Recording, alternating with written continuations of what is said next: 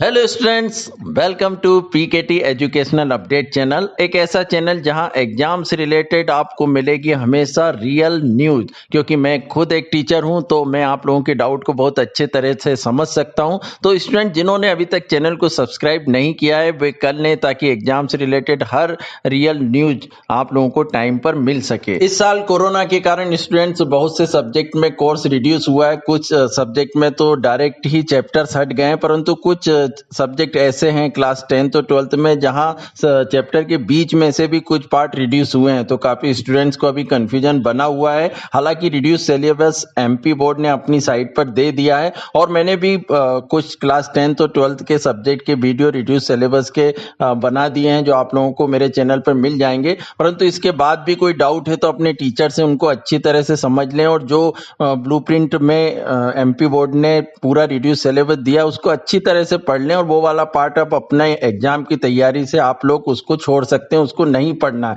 परंतु फिर भी स्टूडेंट जब पेपर सेट होता है तो जो टीचर्स पेपर सेट कर रहे हैं उन लोगों को ये रिड्यूस सिलेबस दिया जाता है। परंतु बाय मिस्टेक कभी कभी ये हो जाता है कि टीचर्स भी कंफ्यूजन में रहें और रिड्यूस सिलेबस को एग्जाम में दे दें। तो यदि एग्जाम में रिड्यूस सिलेबस आ जाता है तो फिर क्या करना है, क्या आप लोगों को किस तरह नंबर मिलेंगे, उसके बारे में मैं यहाँ बताने जा रहा हूँ। तो पूरा वीडियो ध्यान से देखिएगा।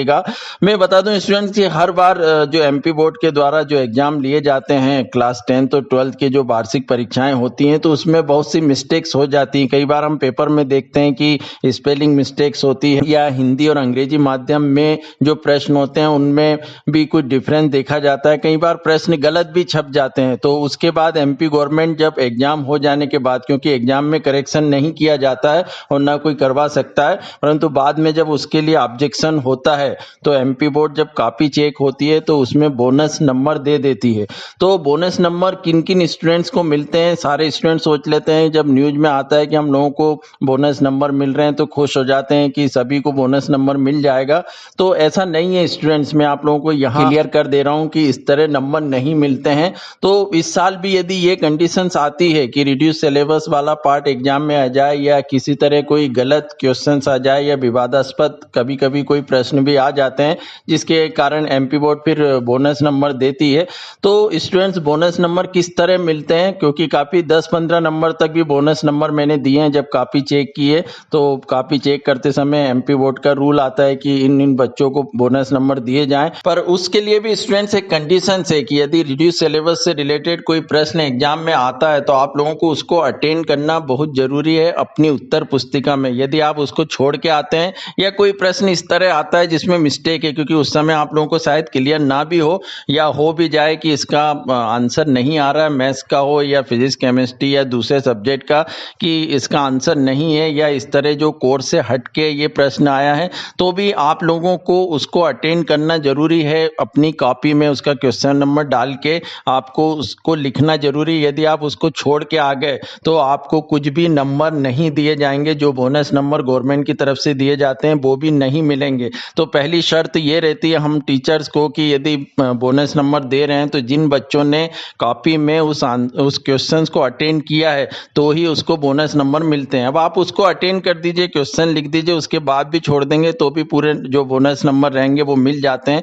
तो बोनस नंबर इस तरह दिए जाते हैं कि यदि कोई मिस्टेक होगी या रिड्यूस सिलेबस आ गया बाय मिस्टेक, तो गवर्नमेंट द्वारा बोल दिया जाता है कि कॉपी चेकिंग में सारे टीचर्स उसको पूरे नंबर दे दिए जाएं। जितने नंबर का भी क्वेश्चन है, वो 5 नंबर का है तो डायरेक्ट आपको 5 नंबर मिल जाएंगे।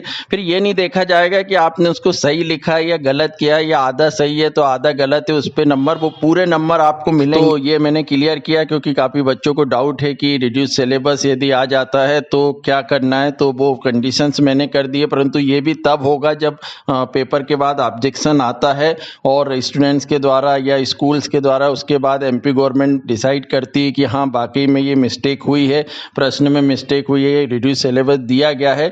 तो उसके बाद फिर आर्डर सर्कुलेट होते हैं सारे स्कूल्स में, जहाँ सेंटर पे जहाँ पर कॉपी चेक होती है, और बताया जाता है कि इन बच्चों को बोनस नंबर दिया जाए। और भी एग्जाम से रिलेटेड बाकी न्यूज में लेकर आता रहूंगा, तो चैनल से जुड़े रहिए। Thank you so much.